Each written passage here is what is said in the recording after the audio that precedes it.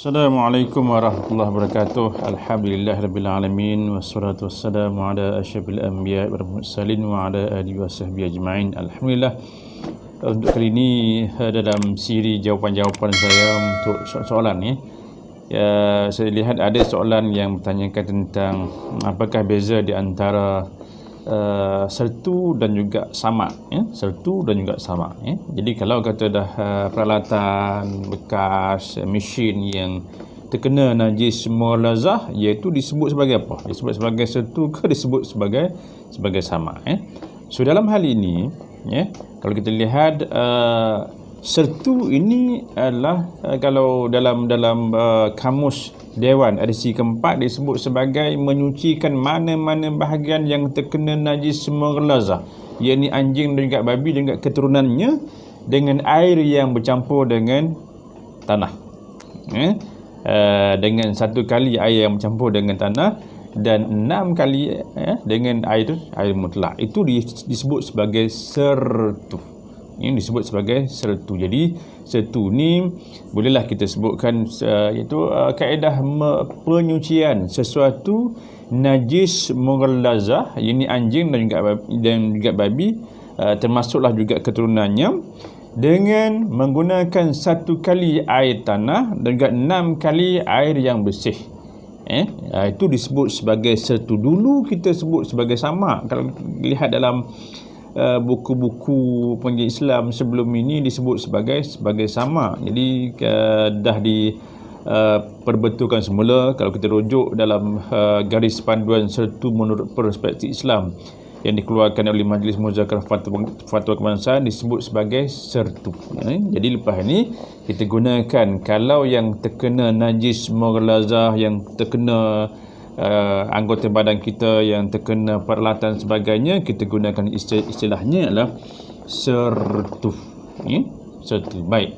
Ia berasaskan kepada satu hadis yang diriwayatkan daripada Abu Hurairah radhiyallahu anhu, qala Rasulullah SAW, tuhuru ina'i ahadikum iza walagha fihi kalbun an yaghsilhu 7 marat ulahunna bitrab. Tuhuru ina'i ahadikum, yang disebutkan oleh Rasulullah SAW, apabila terkena bekas seseorang daripada kamu, yang dijilat dengan anjing, iza walagha fihil kalbun, apabila anjing menjilat bekas kita itu, yakni air yang ada dalam tu, maka hendaklah kita basuh air yaghsilu 7 maras, kita kena basuh 7 kali, ulahunna bitra, salah satunya dengan tanah. So dalam hal ini, inilah yang diambil hadis yang diriwayatkan oleh Rawahul Muslim ini, yang diambil oleh Majlis Fatwa Kebangsaan sebagai asas kaedah bagaimana nak mengeluarkan garis panduan sertu menurut perspektif Islam yang digunakan oleh pihak industri. Dan juga sertu ni lebih kepada kaedah ta'abbudiyah. Kalau kita nak berbahas berkenaan dengan mazhab sebagainya, dia akan jadi payah. Kalau kita lihat mazhab ni, dia berbeza-beza, tuan-tuan. Kalau dalam mazhab Maliki, dia kata tak wajib basuh, sunat dibasuh 7 kali.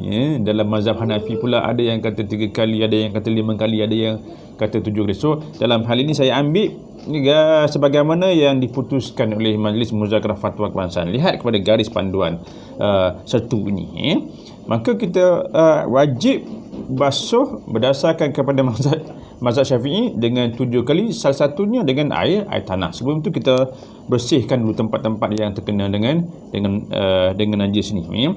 Dan juga tempat yang kena najis ini, kalau anggota badan, anggota luaran lah. Sebelum ni ada kes yang DNA babi tu, ada orang kata bahawa dah termakan coklat yang haram, yang dikatakan haram, yang dikatakan adanya mengandungi babi sebagainya. So ustaz, kita nak kena sertu, kita nak kena minum air tanah ke? Tak sampai begitulah. Islam tidak menyusahkan. Islam agama yang menyenangkan, Islam agama yang memudahkan. Kadang-kadang yang menampakkan sukar kita sendiri sebagai orang Islam. Islam itu agama yang mudah. So dalam hal ini hanya dibasuh di anggota luaran saja, taklah sampai nak kena minum air tanah. Bila minum air tanah, tuan-tuan memang cirit sungguhlah ya, kena bersih betul lah. So dalam hal ini itu dia punya kaedah dia, dan juga lebih buat setu hanya sekali saja. Jangan sampai kita lepas proses setu ambil test, lekat lagi DNA babi, kena buat ledak. Dalam standard Malaysia juga disebut hanya sekali saja. Dia lebih kepada kaedah ta'ambud dia sebagai satu perintah yang kita harus akur sebagaimana yang disuruh oleh agama Islam itu sendiri ya. Dan ada orang tanya mengapa menggunakan tanah. Sebab itu juga telah dibuat kajian oleh saintis. Saya ingat bila saya berbincang dengan saintis, contohnya lab yang dibuat oleh lab Haltech sebagainya. Memang apabila dibuat kajian untuk kontena yang pernah digunakan untuk diisi dengan daging babi, dibasuh dengan sabun biasa ya, dengan dibandingkan dibasuh dengan 7 kali, salah satunya dengan air tanah, bila di swab, ditest balik bakteria yang ada kalau yang menggunakan deterjen biasa, basuhan biasa, sabun yang biasa, dia punya bakteria hampir 4,000 lebih. Tetapi apabila menggunakan tanah ini, bakterianya hanya ada 5 saja bakteria yang ada. Ini menunjukkan bahawa Allah perintahkan kita ta'ambudiyah menggunakan tanah, ada hikmah-hikmahnya yang boleh mematikan bakteria yang ada. So kita sebagai orang Islam ni kena yakin apa yang diperintahkan itulah yang terbaik ya. So dalam hal ini kita haruslah juga mengetahui prinsipnya, kalau terkena najis mughalazah anjing dan juga babi dengan yakin.